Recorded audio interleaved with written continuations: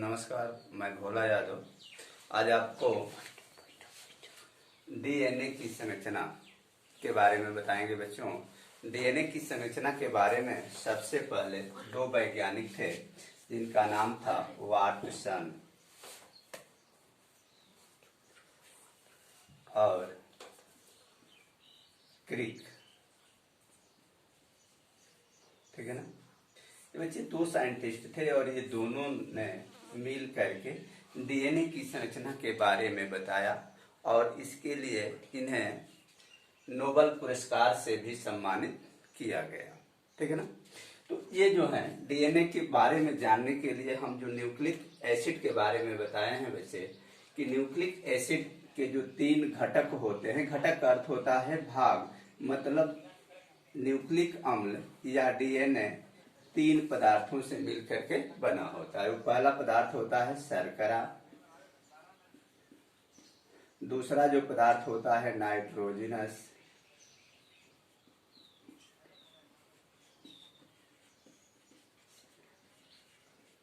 क्षार और तीसरा होता है फास्फोरिक अम्ल।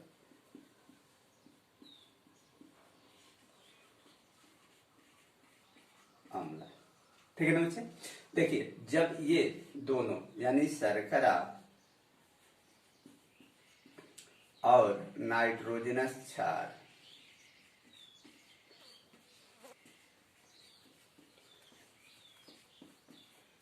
जब ये मिलते हैं तो बनता है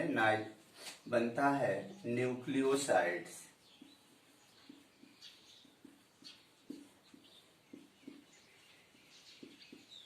बनता है। ठीक है।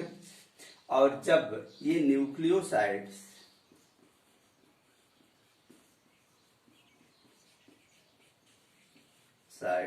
और फास्फोरिक अम्ल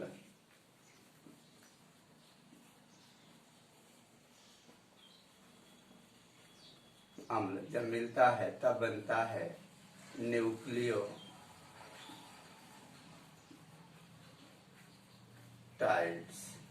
ठीक है ना बच्चे, ये बनता है। अब हमको ये जानना है, थोड़ा सा कॉमन चीजों पे हम चलेंगे। ठीक है ना। हम जानते हैं कि जो नाइट्रोजन क्षार होते हैं ये 5 होते हैं। ये होता है एडेनिन, गुआनिन, साइटोसिन, थायमिन और यूरेसिल। ये 5 होता है। ठीक है ना बच्चे। तो ये इसमें जब डीएनए का निर्माण होता है तो यूरेसिल अब्सेंट होता है, यानी ये 4 ही सिर्फ पार्टिसिपेट करते हैं, भाग लेते हैं, एडेनिन, गुआनिन, साइटोसिन और थायमिन। यही नाइट्रोजनस क्षार इस शर्करा के साथ मिल करके न्यूक्लियोसाइड्स बनाता है। और ये बनता ऐसे है बच्चे, देखेंगे जैसे कार्बन 1, कार्बन 2, कार्बन 3, कार्बन 4 और कार्बन 5। ये आपस में इस तरह की संरचना से, ठीक है ना, जुड़े होते हैं। तो ये जो नाइट्रोजनस क्षार होते हैं, मतलब यानी एडेनिन, गुआनिन, साइटोसिन और थायमिन, ये जो नाइट्रोजनस क्षार होते हैं वो कार्बन नंबर 1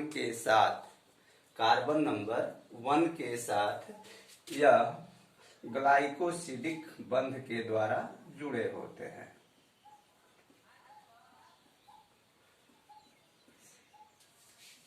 ठीक है। यानी कार्बन नंबर 1 से जो नाइट्रोजनस क्षार होते हैं एडेनिन, गुआनिन, साइटोसिन और थायमिन, यह जो है ग्लाइकोसिडिक बंध के द्वारा जुड़ते हैं और तब जो है हमारा क्या बनता है, न्यूक्लियोसाइड्स बनता है। ठीक ना।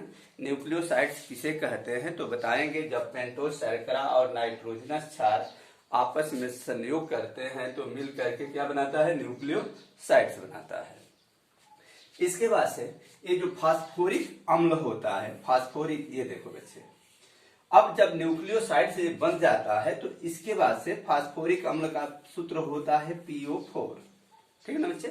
ये PO4 जो है कार्बन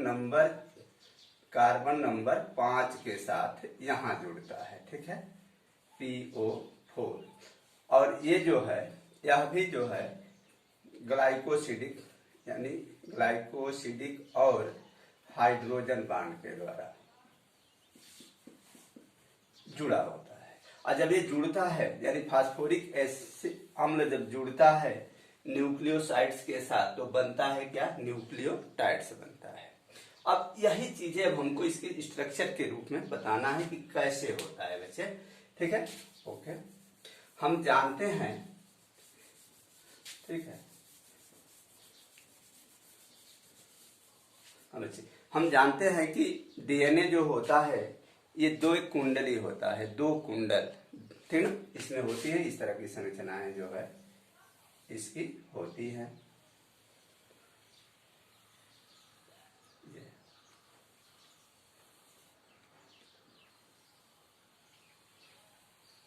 अब देखिए,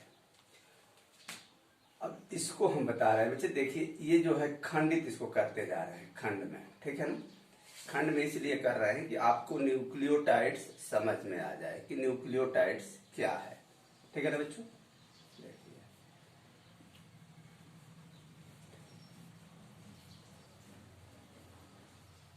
देखिए जब बहुत से न्यूक्लियोटाइड्स एक साथ जब जुड़ता है तब एक डीएनए की एक स्ट्रेंथ बनती है। जैसे यह आपको सपोज दैट मान लीजिए ये आपकी सीढ़ी है, ठीक है ना, सीढ़ी पर छत से लगाते हैं तो उस पर चढ़ने के लिए बीच में ये होता है और हम पैर इस पर रखते रखते रखते ऊपर चढ़ जाते हैं, तो उसी की संरचना का ये होता है और इसको हम बता रहे हैं कि कैसे होता है। देखिए ये न्यूक्लियोसाइड्स है, एक एक खंड, ठीक है ना, ये किसका है, न्यूक्लियोसाइड्स,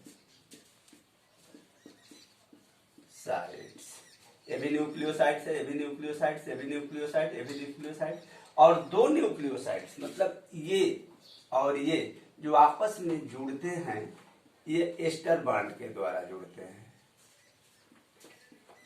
ठीक ना, एस्टर बॉन्ड के द्वारा। ये सभी न्यूक्लियोटाइड्स जो हैं एक दूसरे से एस्टर बॉन्ड के द्वारा जुड़ा होता है। अब इसको हम ऐसे बता दें कि जितने भी न्यूक्लियोसाइड्स होते हैं यह मोती का एक एक गोली होती है, ठीक है, एक एक गोली होती है और यह प्रत्येक गोली जो है एक दूसरे से धागे से जुड़ी होती है, जो धागा है उसको बांध करके एक माला का एक गोल स्ट्रक्चर रूप जो है देता है।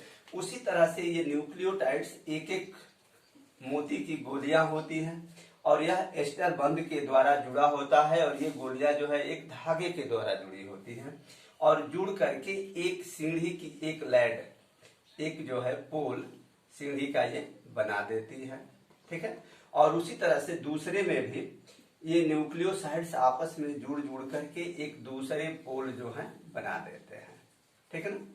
अब इन दोनों पोल को जोड़ने के लिए जैसे ये फट्टी जो है बांस की लगी होती है उसी तरह से इसको जोड़ने के लिए अब यहाँ पर देखेंगे हम, ठीक ना, यहाँ एडेनिन, ठीक ना, और यहाँ थायमिन, मतलब एडेनिन से थायमिन जुड़ा होता है, ठीक ना। ये साइटोसिन जो होता है वह गुआनिन से जुड़ा होता है, ये देखेंगे आप। फिर थायमिन एडेनिन से, फिर गुआनिन साइटोसिन के साथ बॉन्ड के द्वारा जुड़ा होता है, ये नाइट्रोजनस क्षार, ठीक है ना। अब देखना है ये कि एक मिनट, थायमिन साइटोसिन गुआनिन इस तरह की संरचनाएं जो है सब में बनी रहती हैं, ठीक ना। ये देखना है बच्चे कि जो एडेनिन और थायमिन जो होता है आपस में द्विबंध यानी द्वि हाइड्रोजन बॉन्ड होता है। सिंगल बॉन्ड, द्वि बॉन्ड, ट्रिपल बॉन्ड जो है हम सुने होंगे। और उसी तरह से थायमिन और गुआनिन जो है आपस में ट्रिपल बॉन्ड के द्वारा जुड़े होते हैं और जुड़ करके ये डीएनए की मॉडल संरचना को जो है प्रस्तुत करते हैं।